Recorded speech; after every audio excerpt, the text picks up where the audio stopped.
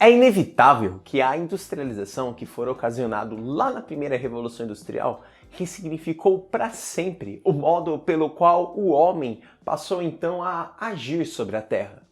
Mas é muito importante destacar que a industrialização, para além de um sistema produtivo, também ressignificou as relações de trabalho, principalmente entre patrões e operários. Pois, outrora, até a Revolução Industrial, muitas pessoas ainda eram dona do seu capital, ainda não eram dona da sua mão de obra.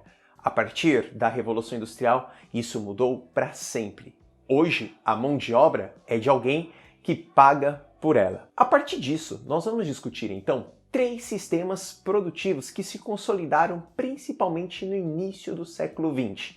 Como que se deu essa relação de trabalho entre patrão, entre operário, entre mão de obra e mercado consumidor. Para tanto, vamos começar no início do século XX, quando Frederick Taylor, um engenheiro, racionalizou o sistema produtivo. Ele percebeu que o operário, se fosse instrumentalizado por meio de uma lógica mecanicista, ele produziria muito mais. Como assim? Simples. Ele passou a cronometrar o trabalho produtivo. Ele passou a cronometrar a produção de um operário.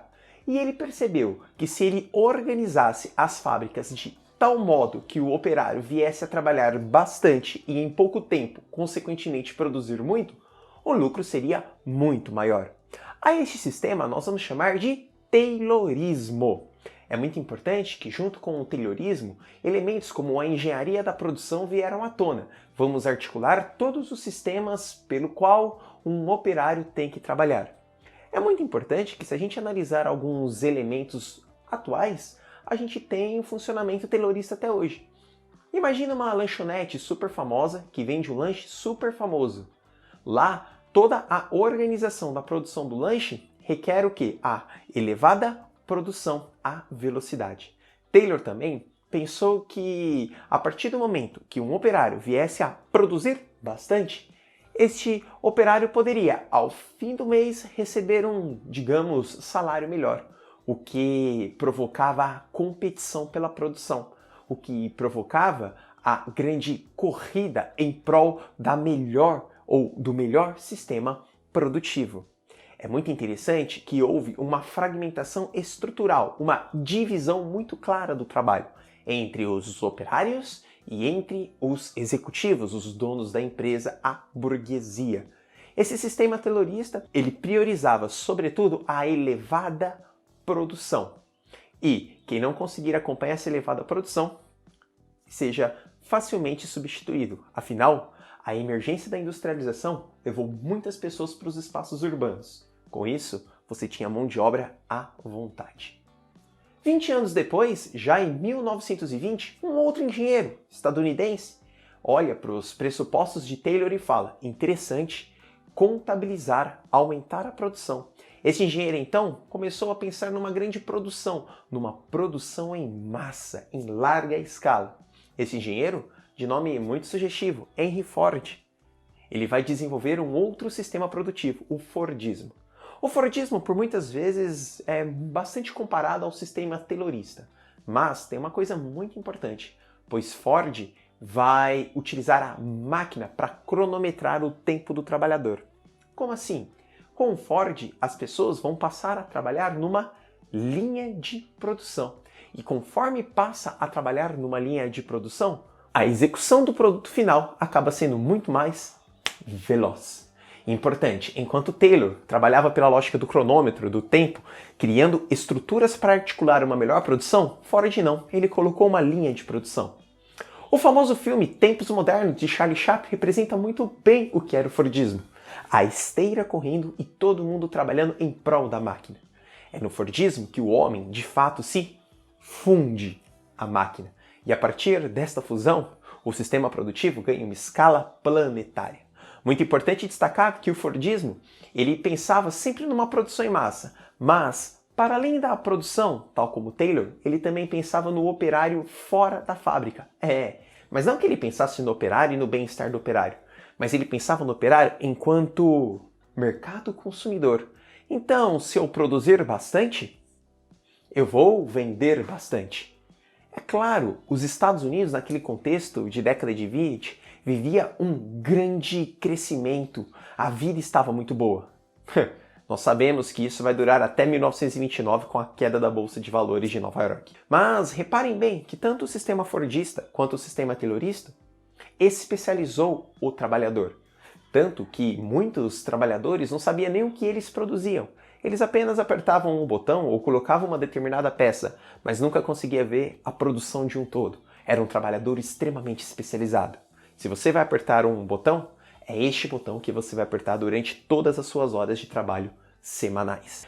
No entanto, nós chegamos a um período de pós-Segunda Guerra Mundial e o mundo estava passando por outros significados. Como eu sempre falo, as ressignificações, as significações acontecem a todo momento na história. E depois da Segunda Guerra Mundial, nós tivemos aí, já ali na década de 70, uma crise do petróleo, que vai afetar diretamente a produção fordista. Não contei a vocês, mas Ford, embora todos saibam, mas não custa nada levantar aqui, produzia automóveis em larga escala. Automóveis movidos a combustão, a gasolina, a diesel. E a partir do momento que o petróleo entra em crise, essa elevada produção não está funcionando muito bem. Outro fator também foi a industrialização muito forte de países subdesenvolvidos, sobretudo países da América Latina, onde sistemas produtivos começaram a se dissipar para o mundo. Não dava mais para manter aquilo. E claro, o mundo estava se reconstruindo da maior guerra que a história já teve notícia. Não dava para ficar comprando carro, não dava para ficar comprando produção em massa, o que gerava um grande acúmulo de reserva, e isso é extremamente perigoso. Dentre outros fatores, também a desvalorização do dólar, dado toda esta movimentação que estava acontecendo. Definitivamente, o Fordismo e o Taylorismo, neste contexto, não dava certo. Com isso, um engenheiro japonês, Taishi Ono, vai propor um outro sistema, o Toyotismo. O sistema que é consolidado pela simples e talvez muito significativa frase Just in time, tempo justo. A partir de agora, no sistema toyotista, nós não vamos produzir em massa para vender em massa. Vamos produzir aquilo que a pessoa compra. Comprou, produziu. É muito importante destacar que no toyotismo há uma aliança muito grande entre sistemas informacionais com sistemas mecânicos e mão de obra. Já estávamos entrando numa terceira revolução industrial. E o toyotismo, querendo ou não, se consolida basicamente da essência da globalização, pois ele se conecta em todos os países do mundo, pegando produções. Imagina hoje um sistema toyotista na produção de um carro. Ele vai comprar o pneu de um país asiático, vai comprar a porta de um país americano, vai comprar o sofá do carro de um país europeu e quem vai montar alguém no continente africano. Exatamente porque há uma redução de custos. Eu não posso produzir aquilo que eu não vendo. Esse é o sistema toyotista. Reparem bem que os três sistemas sempre vão pensar na lógica da produção. Talvez o Taylor com uma produção mais, digamos, racionalizada, Ford com uma fusão do trabalhador à máquina, e o toyotismo se utilizando de todas as benesses do mundo informacional. Esses três sistemas produtivos, o Fordismo, o Taylorismo e o toyotismo, são os modelos que organizam a nossa estrutura industrial. Para tanto, eu também tenho um, mas não vou aqui levantar para vocês, para não gerar confusões, mas caso se interessem, tem o Volvismo também. Esses sistemas produtivos hoje são organizados, cada um em sua escala, no mundo inteiro. Muito obrigado, galera, e até a próxima aula!